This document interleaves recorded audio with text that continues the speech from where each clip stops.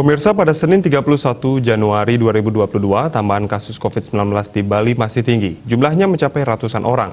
Kabar lainnya, setelah sehari mencatatkan nihil korban jiwa, kematian kembali dilaporkan. Pasien yang sudah sembuh juga lebih sedikit dari kasus baru, tambahannya mencapai puluhan orang.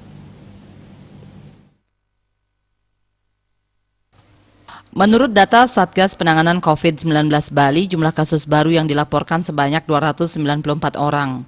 Kumulatif kasus yang ditangani Bali mencapai 116.500 orang. Tambahan kasus dilaporkan 8 kabupaten kota, hanya Kelungkung yang nihil kasus baru. Tambahan terbanyak dilaporkan Badung mencapai 98 orang, disusul Denpasar di urutan kedua dengan jumlah 83 orang. Urutan ketiga adalah Tabanan sebanyak 54 orang. Posisi selanjutnya Gianyar mencapai 34 orang.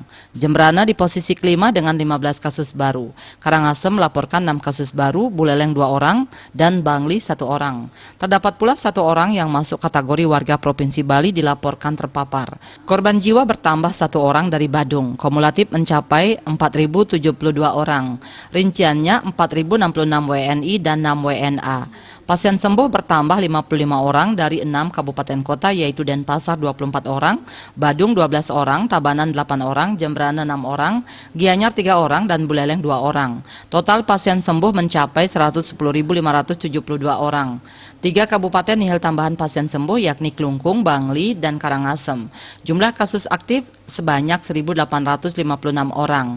Terdapat 53 rumah sakit rujukan dan 178 tempat isolasi tersebar di seluruh kabupaten kota dan provinsi Bali. Saat ini Bali memiliki kapasitas isolasi terpusat sebanyak 883 bed.